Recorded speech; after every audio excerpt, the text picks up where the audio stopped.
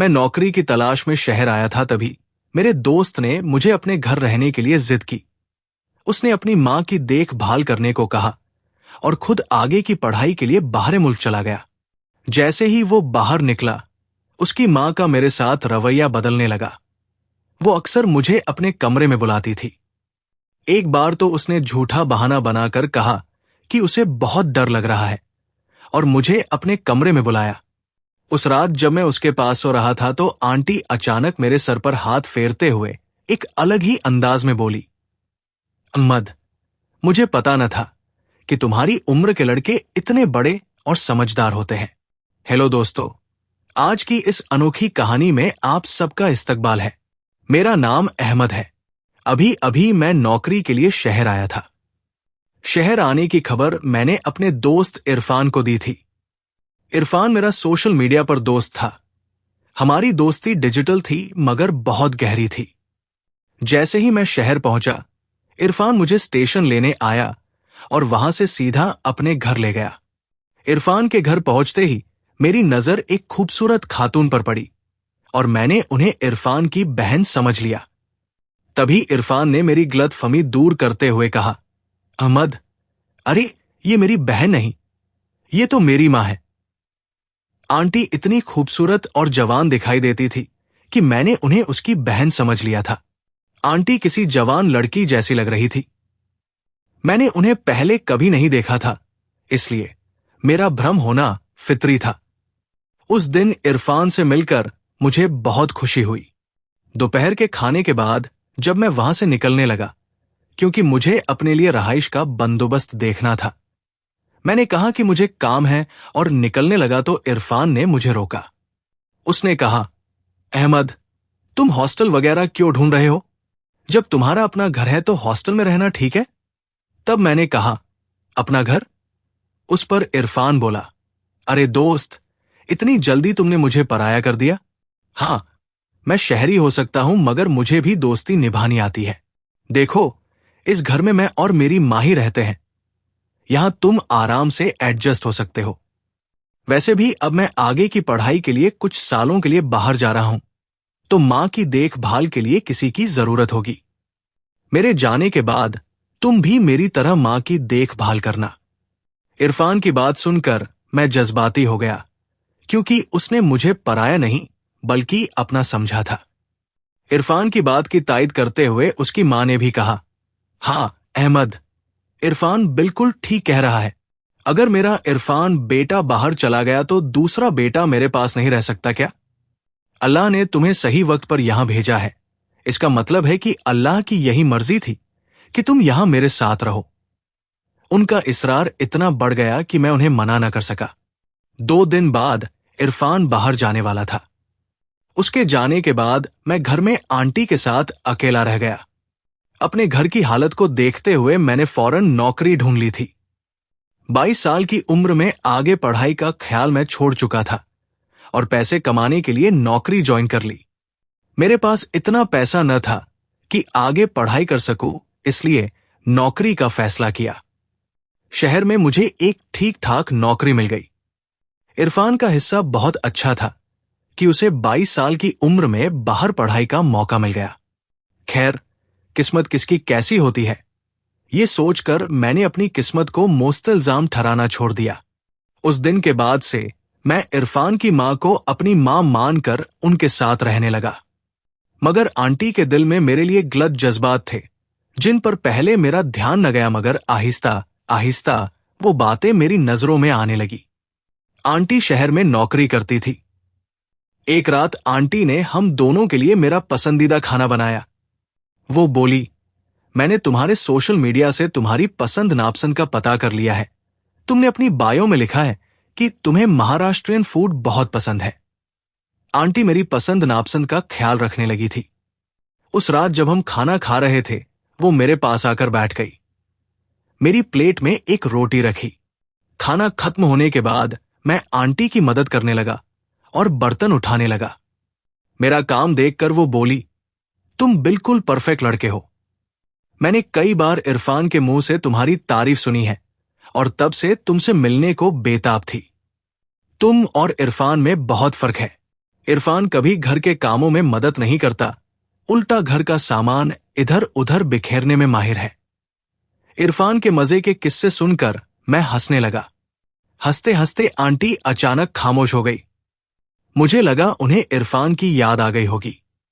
मैंने उनके कंधे पर हाथ रखकर कहा, आंटी, अगर इरफान की याद आ रही है तो मैं उसे फोन कर देता हूं, तुम इतनी उदास न हो। तब आंटी ने मेरे हाथ पर हाथ रखकर कहा, इरफान हमेशा के लिए बाहर नहीं गया, ये मुझे अच्छी तरह पता है। मुझे अब उसकी याद में खामोश नहीं बैठना, बल्कि मैं अचानक तुम्हारे ख्यालों में खो गई थी। फिर बोली, मैं सोच रही थी कि तुम कितने परफेक्ट हो। अगर तुम बार बार मुझे इस तरह इंप्रेस करते रहोगे तो मेरा क्या होगा? तुम बार बार मुझे इस तरह इंप्रेस मत किया करो, वरना मुझे संभालना तुम्हारे लिए मुश्किल हो जाएगा। ये कहकर आंटी मेरे हाथ से प्लेट लेकर किचन में चली गई। कुछ देर तक मैं वहीं खड़ा रहा। उनकी बातें मेरे सर के ऊपर से गुजर गई थी। आहिस्ता आहिस्ता आंटी ने मेरे सामने अपनी खूबसूरती का असर डालना शुरू कर दिया। वो हर रोज सुबह जल्दी उठकर योगा करती थी। जब मैंने उन्हें योगा करते देखा तो मुझे उनके जवान दिखने का राज समझ आ गया। एक दिन आंटी ने मुझे दफ्तर से जल्दी घर बुला लिया, क्योंकि उन्हें मार्केट शॉपिंग के लिए जाना था और वो चाहती थी कि मैं उन्हें ले जाऊं। उस दिन मैंने दोपहर में आधा दिन की छुट्टी लेकर घर आया। घर पहुंचकर मैंने बार बार बेल बजाई, मगर अंदर से कोई आवाज ना आई। शायद बेल खराब थी। तब मैंने अपने पास रखी दूसरी चाबी से ताला खोला और अंदर चला गया। हॉल में कोई नजर ना आया। तभी मुझे आंटी के कमरे से पानी की आवाज आई।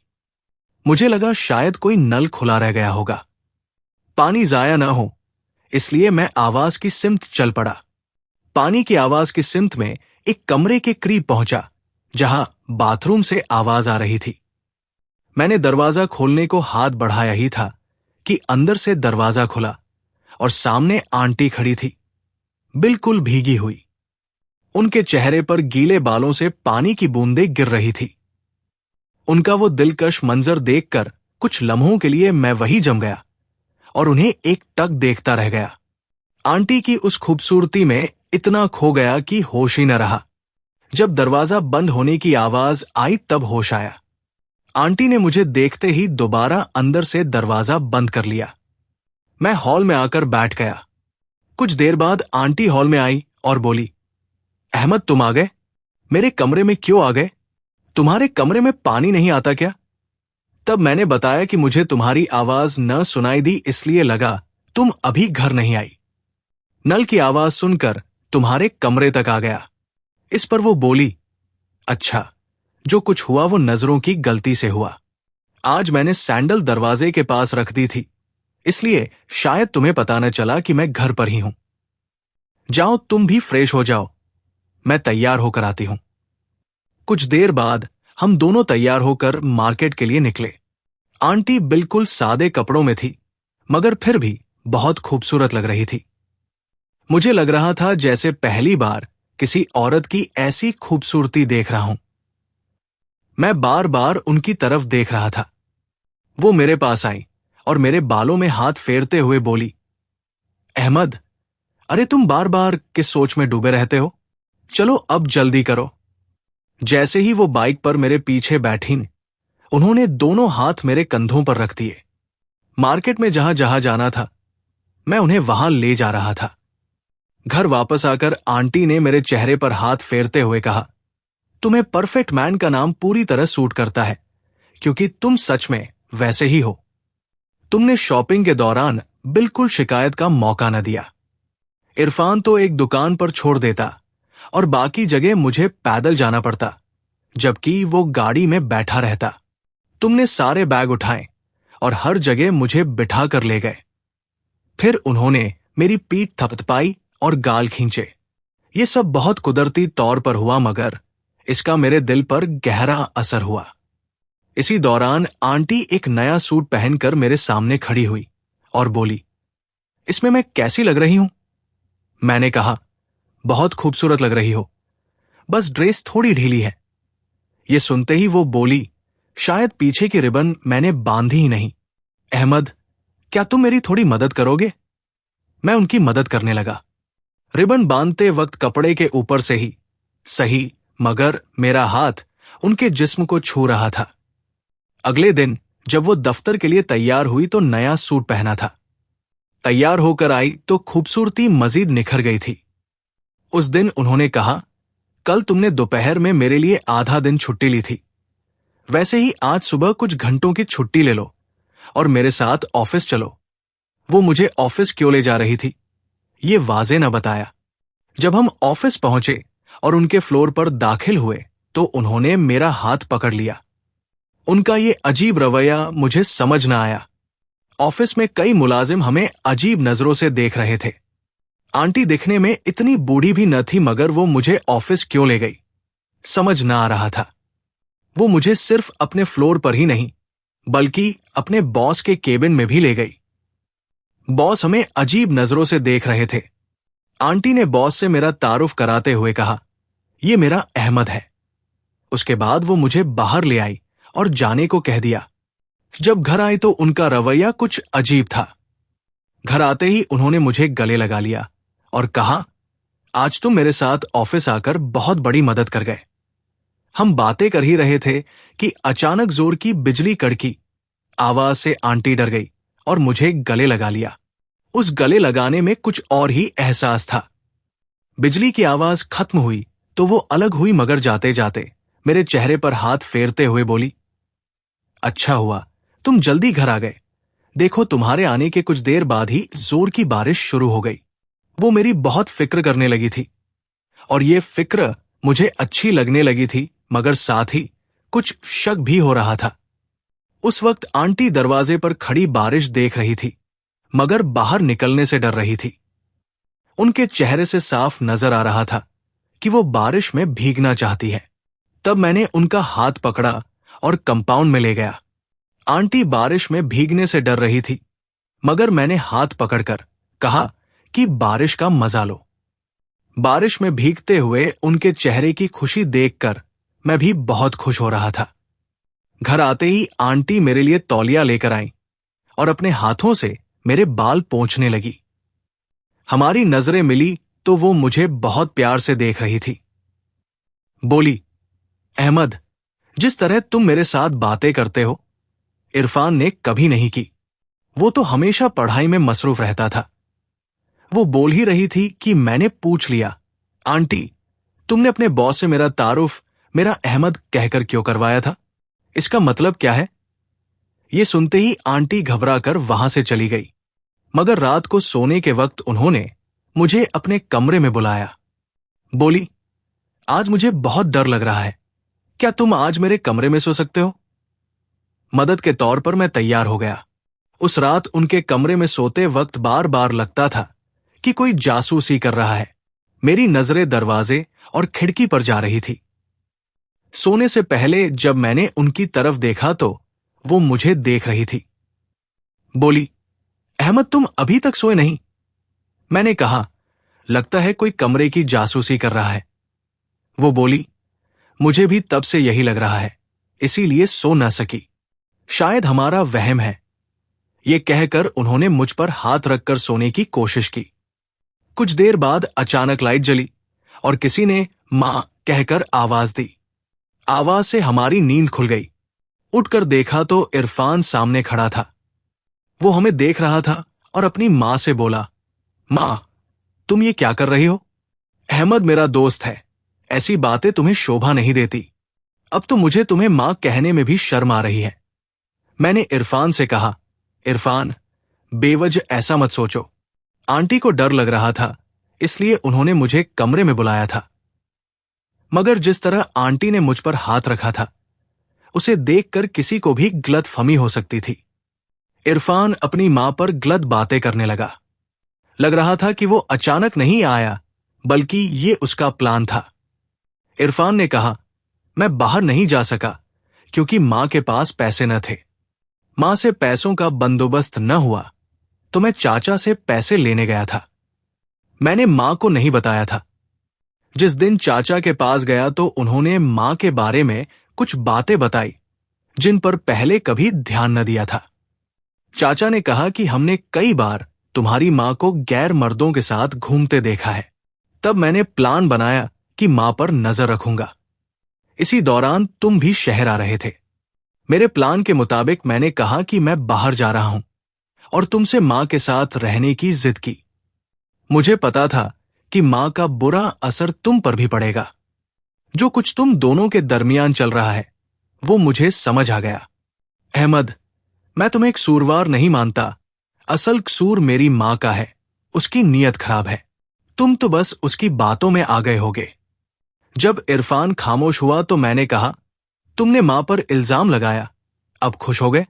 अब बोलो, कुछ और बाकी है तो वो भी कह लो, क्योंकि आगे तुम्हें बोलने का मौका न मिलेगा। फिर बोला, इरफान, तुमने हम पर नजर रखी मगर जो देखना चाहिए था वो देखा ही नहीं। वो मुझे ऑफिस इसलिए ले गई थी कि उनका नया बॉस उन पर नजरें रखे हुए था और उसे दिखाना था कि वो अकेली नहीं, उसके साथ जवान बेटा भी है। बॉस को बेटे का डर दिखाने के लिए मुझे ले गई थी। और अभी भी जब वो मुझ पर हाथ रखकर सो रही थी तो इसलिए कि वो मुझ में और तुम में कोई फर्क नहीं करती। अगर तुम दूसरों की बातों के बजाय अपनी मां को समझने की कोशिश करते तो तुम्हारे मुंह से मां के लिए ऐसे अल्फाज न निकलते। कुछ ही दिनों में मुझे समझ आ गया कि आंटी घर में रहते हुए भी अकेली थी, जबकि उनका जवान बेटा उनके साथ था। उन्होंने तुम्हारे लिए दूसरी शादी नहीं की, तुम्हारे लिए ही जीती रही। मगर जब तुम पर मां की देखभाल की जिम्मेदारी आई तो तुमने मां पर ध्यान देने के बजाय अपनी दुनिया में खो गए और लोगों की बातों पर मां पर बेइतिमादी की। मैं बोल ही रहा था कि आंटी ने मेरे कंधे पर हाथ रखकर कहा, अहमद, तुम्हारे पास जो समझदारी है शायद वो इरफान में नहीं, क्योंकि मैंने उसे कभी किसी चीज के लिए मेहनत नहीं करने दी। मैंने उसे हर चीज वक्त पर दी, मगर आज मेरे बेटे ने मेरे प्यार का बदला मुझ पर बेइतिमादी करके चुका दिया। तुम्हारे चाचा चाची ने तुम्हें मेरे खिलाफ भड़काया ताकि हमारे दरमियान दूरी पैदा हो। चाची से मदद मांगने से पहले मैं तुम्हारे चाचा के पास तुम्हारे वालिद की जायदाद का हिस्सा मांगने गई थी, मगर उन्होंने देने से इनकार कर दिया। तब मैंने धमकी दी कि अदालत ले जाऊंगी। जो हिस्सा मांगा था वो सिर्फ तुम्हारे लिए था, क्योंकि मैं तुम्हारी खुशियां बर्बाद नहीं करना चाहती थी। मुझे भी तुम्हें बड़े शहर में पढ़ाना था, मगर मुझे नहीं पता था कि तुम इतनी जल्दी दूसरों की बातों में आ जाओगे। आज तुमने अपनी मां के प्यार का यही सिला दिया। बेटे, ये कहकर आंटी रोने लगी। आंटी की बात सुनकर इरफान की समझ वापस आ गई। वो दूसरों की बातों में आकर मां पर यकीन नहीं कर रहा था और उसने मां और मुझ पर भी गलत शक किया था। जब इरफान को अपनी गलती का एहसास हुआ तो वो रोते हुए मां से माफी मांगने लगा। वो एक मां थी, इसलिए फौरन माफ कर दिया। माफी मांगने के बाद वो मुझसे घर पर रहने की जिद करने लगा, मगर अब मैं वहां नहीं रह सकता था, क्योंकि उस मां बेटे को अपने रिश्ते दुरुस्त करने के लिए वक्त चाहिए था। इरफान को अपनी मां की ईमानदारी और उसके लिए किए जाने वाले जद्दोजहद को देखने की जरूरत थी, क्योंकि उसे मां की मेहनत की कोई समझ न थी। मैंने बचपन से अपने घर की गुर्बत देखी थी और तब से छोटे मोटे काम किए थे। दोस्तों, आजकल माँ बाप बच्चों की हर ख्वाहिश फौरन पूरी कर देते हैं और बच्चे उसकी आदत डाल लेते हैं। अगर कभी माँ बाप कोई ख्वाहिश पूरी न कर पाए तो बच्चे फौरन नाराज हो जाते हैं और बुरे अल्फाज कह देते हैं। ऐसी सूरत-ए-हाल से बचने के लिए हर बार बच्चों की हर ख्वाहिश पूरी नहीं करनी चाहिए। कभी कभी उन्हें आ भी सुनना चाहिए। बच्चों को यह समझना चाहिए कि माँ बाप दिन रात उनके लिए कितनी मेहनत करते हैं, तभी उन्हें रिश्तों, प्यार और पैसे की असल कीमत समझ आएगी। तो मेरे प्यारे दोस्तों, ये थी हमारी आज की छोटी सी कहानी। तुम्हारी क्या राय है? कमेंट जरूर करें। अगर ऐसी मजीद दिलचस्प कहानियां सुनना चाहते हो तो चैनल सब्सक्राइब कर लो और बेल आइकन दबा दो ताकि नई वीडियो की नोटिफिकेशन फौरन मिले। कल मिलेंगे एक नई कहानी के साथ। शुक्रिया।